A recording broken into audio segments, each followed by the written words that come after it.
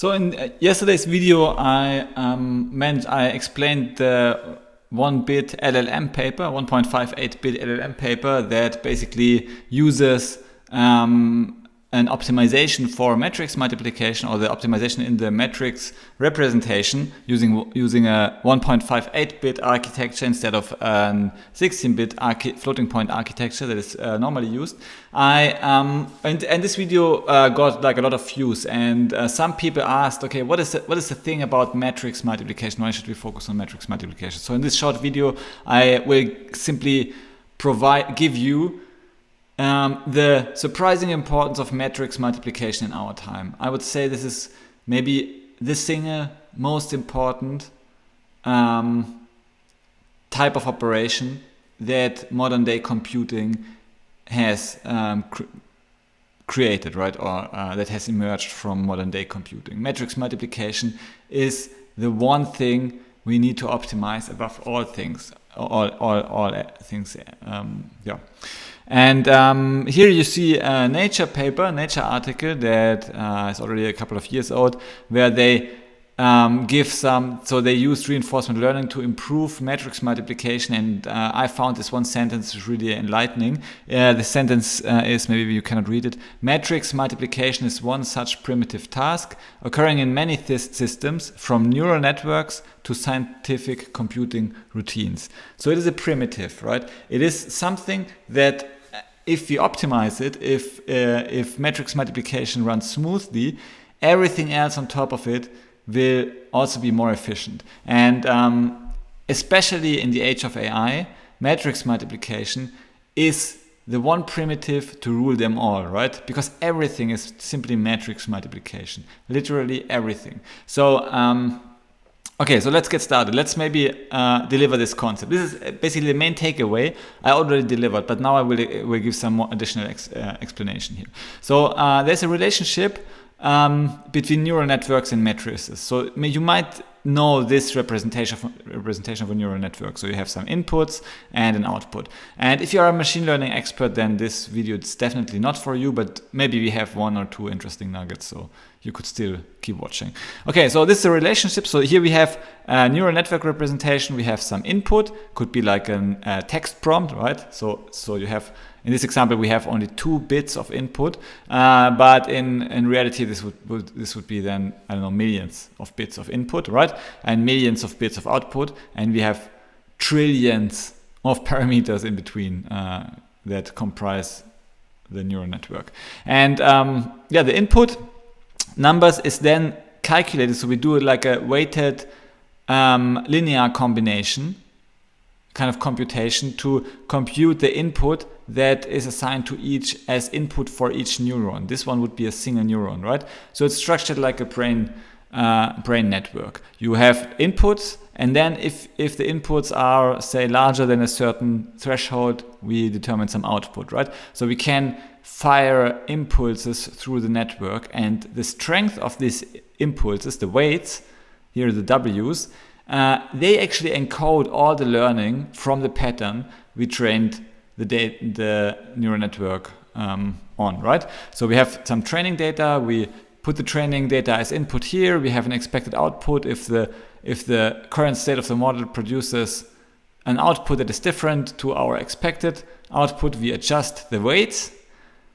and repeat this for like millions and billions and trillions and quadrillions of times, right? So we simply keep repeating it and adjusting the weights ever so slightly until we converge to an optimal state where every adjustment to the weights, say, doesn't lead to an improvement of the training quality anymore, and then this would be then the result of our training big picture training operation. But so you can see in graph representation it makes a lot of sense, right? So you simply adjust the weights. But how do you actually do it? I did my dissertation about graph processing, and we actually used graph representations to do those kind of computations. But in neural network, it is much more common to use matrix operations. So if you know computer science a bit, you know that every graph structure or network structure can be represented with a matrix, right? And the matrix is simply then a series of like adjacency matrix, or so a series of ones or zeros or edge weights that determine the strength of those weights. So we can transfer this neural network representation, which is nice in visual, to showcase it visually, but it is not so nice for computers. Computers like numbers, right? Computer like matrix representation. So it would represent the neural network as this kind of vector or multidimensional vector of weights. And these weights would be simply then floating point numbers or integer numbers, depends on the architecture you are using, right? And to determine like this linear combination here of inputs for each neuron, you have like, you could say each neuron is represented by one row, right? And for instance, if you compute the first value of this vector, you would perform V11 times I1 plus V21 times I2. So this is the first operation here. This is like the normal matrix multiplication operation you know from school, and this would calculate the total impulse, so to say, the input that goes into this neuron. And then we would decide whether we want to fire, so propagate the impulse to the output neurons. Maybe we have additional layers and we have feed forward and backward back propagation algorithms. All of these are adjustment to this like very crude architectural model. So the main takeaway of this slide is simply that you can represent the same data as a graph or as a matrix, and the matrix then is simply CSV, like a comma-separated values file of numbers. And a large language model, or most machine learning models, is simply a file of numbers that is stored on a computer that can then be used or somewhere in the computer. It doesn't need to be a file, but it's like a data structure of numbers. And the numbers, they encode the weights that were the result of the training. So we don't really know for a single weight what it means. So if you have the file, or the file of weights, and we look at the weights, this would be just some numbers, like floating point numbers, and we don't really know what they represent. But somewhere there's the knowledge, right? The knowledge is in there somewhere. We just don't know where. Much like in our brain. So we have the knowledge of the English language, but we don't know exactly the strength of the synapses and so on, what exact piece of knowledge they represent. Okay, so now the question is, why is matrix multiplication so important? As I already said, the model is simply a matrix of weights, two-dimensional vector of weights, and AI training is an iterative matrix multiplication.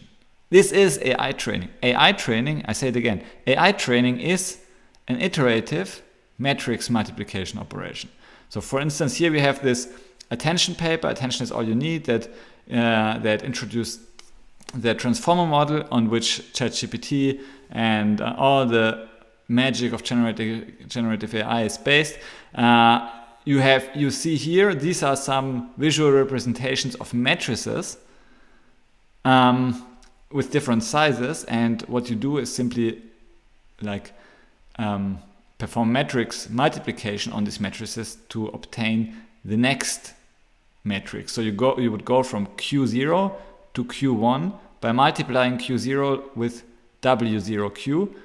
You would get Q1, and then you would multiply Q1 with the adjusted set of weights, and so on. And you would repeat this a number of times.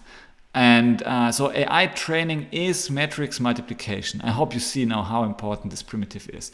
And similarly, AI inference is also matrix multiplication. You would then use a new input that was never seen before, and you would multiply it with the weights you have obtained from the training operation. So it's also a matrix multiplication operation, usually less complex than a training operation. Okay, so you see, matrix multiplication is at the core of the AI revolution. It is the primitive that is most important in computer science. And many people are not aware of this. And in this video, I wanted to make it explicitly aware and tell them why this is the case. Here again, we have the attention mechanism from the transformer paper. It's also a matrix multiplication. You see, we have huge matrices here, and a lot of different type of matrices. But what you need to know is that it's the complexity or the latency of training comes from matrix multiplication. This is the bottleneck. Multiplying matrices. And we are not multiplying matrices like this one, right? Like maybe 12 to 4 or something, yeah? Different values with each other. We multiply matrices that have trillions of rows or parameters or weights. So we multiply huge matrices. Matrix multiplication is fortunately easy to parallelize. And this is the reason why Nvidia has become the most powerful company on the planet that quickly. We have the AI revolution, it is true, right? And here you see maybe we multiply this matrix with this matrix.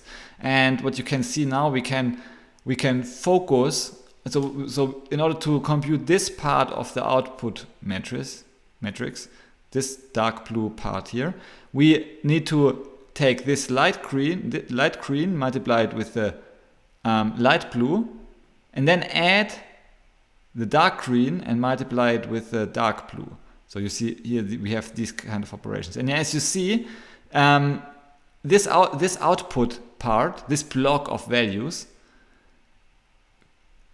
only needs those input blocks that would be relevant for its computation. It doesn't need, say, these parts, these orange parts of the matrix. So therefore, we could use a single core, like the GPU could now use, we could compute this on one core, and we could use thousands and thousands of cores, or these little blocks, where we simply send the data that is relevant for those cores, and they could compute this in parallel. And you see the speed up here on this chart on the right, where we have the here on the bottom the GPU speed up and the matrix size. And the larger the matrix becomes, so if you have, say, 6,000 values, which is still very, very small, right? The GPU speed up would already be like 2 orders of magnitude. And almost, yeah. So already for those kind of like small sizes. But the speed up of GPU versus CPU is just so insane, because CPU has only 8 cores. So you see the architecture here. CPU has, say, in this case, 4 cores. We have a cache and we have the system memory. And here the matrix is stored in system memory, right? And then we load the parts we need into the cache, and the cores get the parts they need. So say this kind of light green and dark green block of values, they load them and compute the output, and then update the cache, update the system memory. But we only have the parallelization degrees, only 4, right? Because those 4 cores can only compute things in parallel. So CPUs are for sequential computing, and GPUs now have hundreds of cores. This is the difference, right? So you see there are a lot of smaller cores, and each of those cores is not as powerful as a CPU core, not as general purpose as a CPU core, but it is perfectly suitable to calculate like simply matrix multiplication operation or something, right? So and this means now that each core can now take a different part of this whole matrix, can now be responsible for different part of the output matrix, get simply the data it needs, and ignore all the rest, which scales it nicely, so it is easy to parallelize. So this is the advantage of GPU. This is why Nvidia has become the biggest company on the planet. And OpenAI has also a few considerations on parallelism. Focus on GPU. You can see here we have these 4 types of parallelizing something, or conceptually. So you can take some data right here. So you have, say, a pipeline. Say you have 3 layers or so in your neural network, and they depend on each other, kind of. Now, how can you parallelize this computation? So you can run different subsets of the batch on different GPUs, right? So you can use, for instance, if you have 1 million data items for training, you can use 100 GPUs, each training on 10,000 data units. and they do it in parallel, and then you do some merging in the end, right? So this could be one strategy to parallelize execution. Another one could be that you take different GPUs that are responsible for different parts of the pipeline. So for instance, one GPU would be responsible for the blue part, the first computational step. The second GPU would be responsible for the second computational step, and the third one for the third. And you could like stream the input, the data through this pipeline, these steps. And so each GPU always has some input data from the previous CPU. They depend on each other, but they can compute in parallel on their current data that is assigned to them, right? So this would also be a possibility to parallelize execution of AI training. Then we have tensor parallelism, where you basically break up the math of a single operation, such as matrix multiplication, to be split across GPUs. Now exercise, what is this? This model, what I already showed you, what is this? Yeah, this is like what type of parallelism is would this relate to? It would relate to tensor parallelism, right? Because we split the matrix computation into smaller parts. We split the mathematical operations itself into multiple parts. And then of course we also have like more hybrid approaches, also like a mixture of expert model, where you have smaller AI models, smaller steps, each being an expert in something, and then you kind of combine the output of those different smaller experts to combine it to serve as an input for the next step. And basically GPT-4, I think it's based on a mixture of expert approach. Okay, so this is by OpenAI. OpenAI has identified this type of parallelism. Oftentimes we use hybrid approaches, so we might use all of them, right? So we have different GPUs being responsible for different parts of the data. We also split the pipelines used in the algorithm. We split the steps to different GPUs and stream the computation through those steps so that each worker works in parallel. But then each pipeline is also like broken into, say, one pipeline step would be a matrix multiplication. Now we can parallelize this matrix multiplication as well, right, within a single GPU, because a single GPU already is very parallel, right? And and we could enrich it with this mixture of expert models. So we have different degrees of parallelism, and they can also be combined to really distribute the workload of training trillions of parameters. So now the question interesting for us as Nvidia shareholders would be, is the GPU optimal? Is it the be all end all? And the answer is no. So you see here on this graphic I got from the internet somewhere that you have the CPU, you have the GPU, you have FPGA and ASIC, application specific integrated circuit. And the more you go to the left, the more flexible you are, right? CPU allows us to compute all kinds of operations on it, right? It could be parallel, could be sequential, could be matrix multiplication, could also be like anything else. You can compute anything on a CPU. CPU is like very powerful operation. GPU, on the other hand, is less flexible. You can only use it for highly parallelized computation. Otherwise, it doesn't make a lot of sense, and it's simply over provisioning of resources, which is bad, which we don't want. FPGA again is more specific. Again, you need to program the FPGA in order to get something out of it. So you would need to program it specifically for your task at hand. And the most specific kind of, that is most efficient also, if you program it specifically to your application, is an ASIC. And I would say historically Nvidia has focused more on this part, right? So they still wanted some flexibility. That's why they provide some general purpose GPUs, or GPUs that are programmable via CUDA or other languages.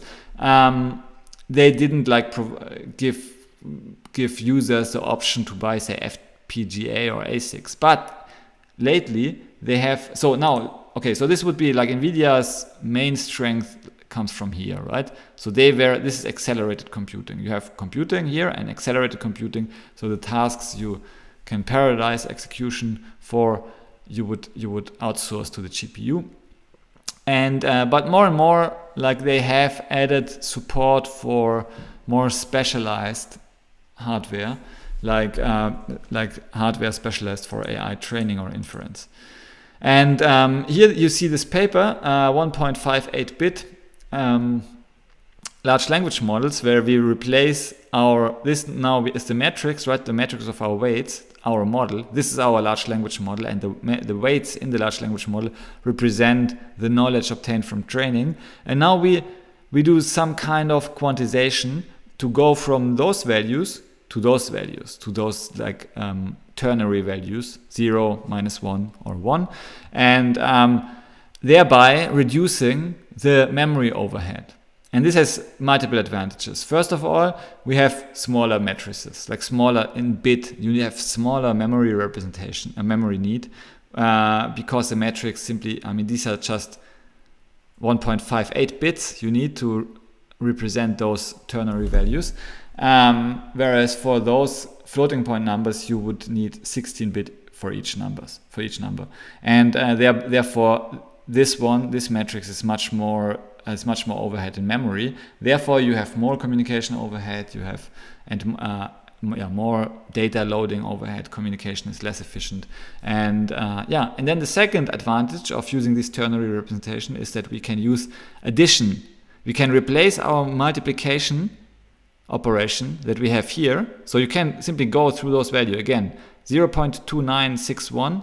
So how would you obtain the output value associated to those two highlighted vectors? You would multiply the first vector value here, 0.2961, with the first vector value of the input, x0, right? This is the first part here of this equation. Then you would add to it the result of the multiplication operation, minus 0.0495 times x1. And you would add to it another computation like 0.0924 times x2 and minus 0.4765 times x3. So you have 4 multiplication operations and 3 addition operations here. And so that's why they say multiplication then addition. This is what we would do on a GPU. But now they propose in the paper, a new hardware where we use this ternary representation of the matrix, and by using the simpler, more straightforward data structure, we now obtain a situation where we don't have to do any multiplication, as you can see here, right? So what we would do, like for normal matrix multiplication, would be 1 times x0 plus minus 1 times x1 plus minus 1 times x2 plus minus 1 plus 1 times x3. But if you do the simple computation in your head, you see, like if you multiply something with 1, you simply skip the 1, right? It just becomes the something. And if you multiply something with minus 1, it just becomes the negative of the something you multiplied with. If you multiply something with 0, you would simply skip it. So you see, like, the computation here becomes much more simple because you don't need to do any multiplication whatsoever. So you have removed the most expensive part in this whole AI training and AI inference. The problem is that we don't have the hardware to train these 1.58-bit LLMs yet. We don't have any, say, ternary bit application-specific hardware that gives us the option. We of course we could throw a 1 or a minus 1 or 0 into the existing GPUs provided by Nvidia, but then they would still use, say, 16-bit or 8-bit or, say, even integer representations to represent those ternary values. So we wouldn't gain any kind of efficiency in terms of memory. And I would say it's great that we don't need to do any multiplication. This is really great. But I would say the most important benefit might come from the fact that we don't have to use as much memory.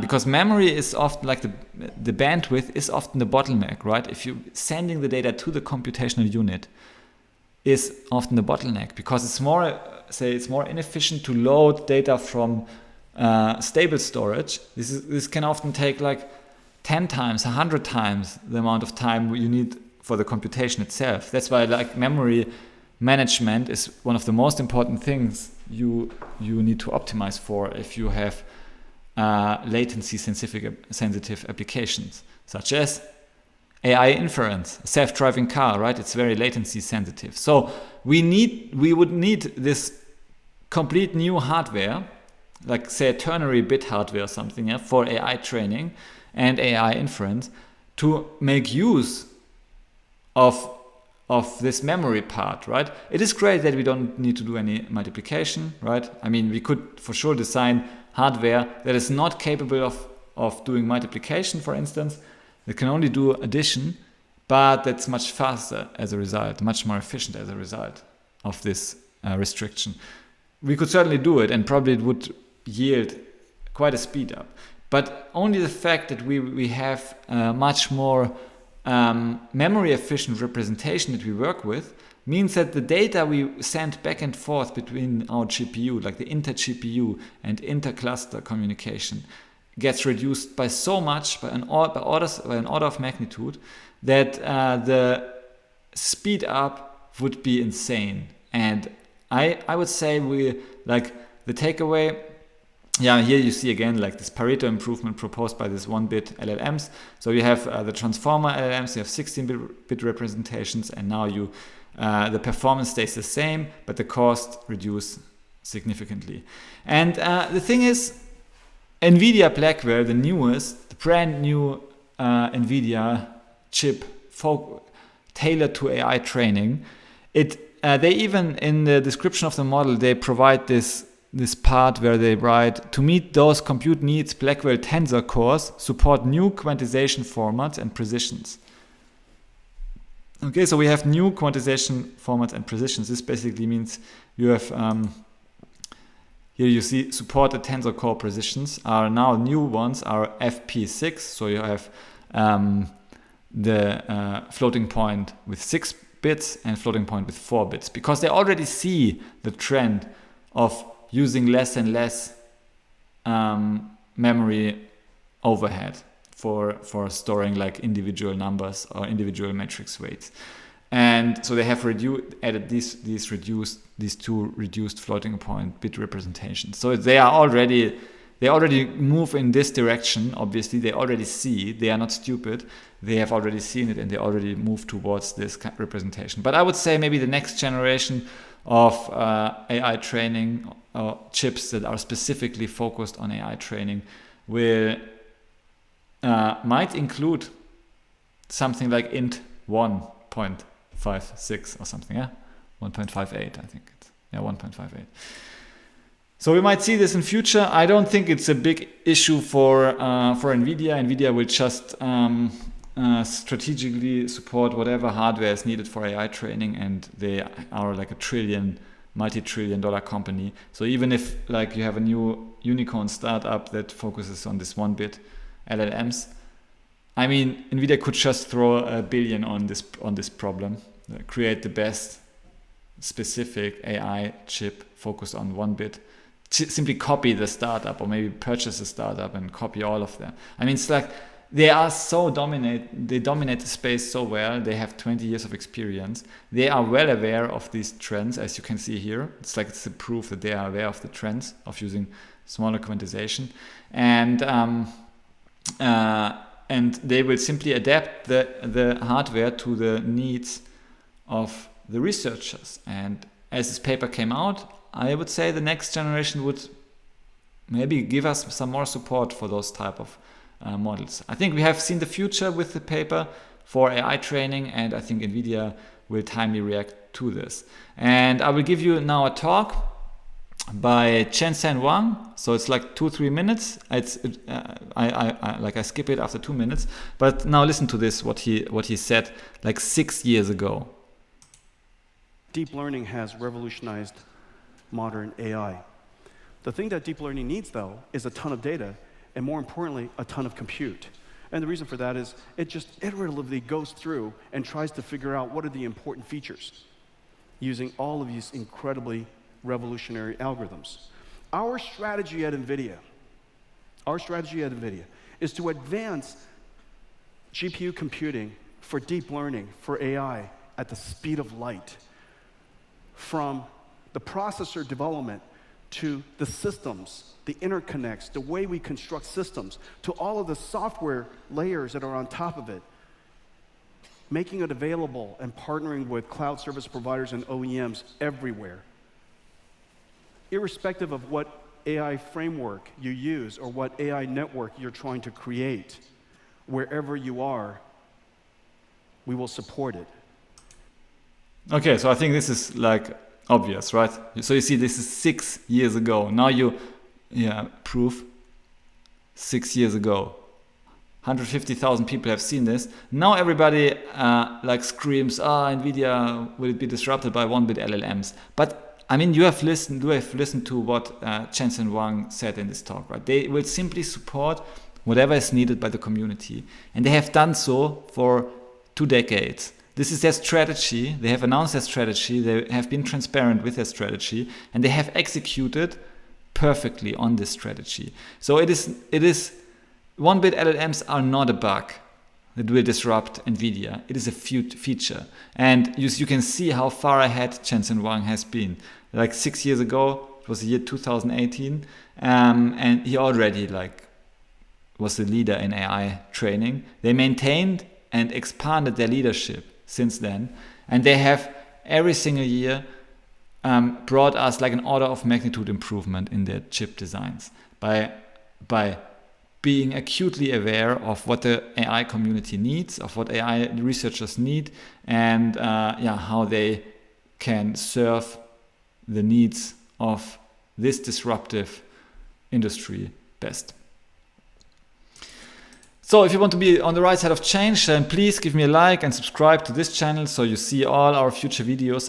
My main purpose in life is to keep you on the right side of change, to give you everything you need to benefit from the change. So at least you, like with the little I can do, I support your own development and your own use of opportunities, so that you and your family can be on the right side of change. Because change will be disruptive. I mean, this is like a very obvious statement. Change will be disruptive, but this means that we will see like billions of people who will get disrupted by not adapting to change, by being maybe too cynicistic, if this is even a word. So they are cynicists, right? And they don't believe the hype. They think AI is overhyped.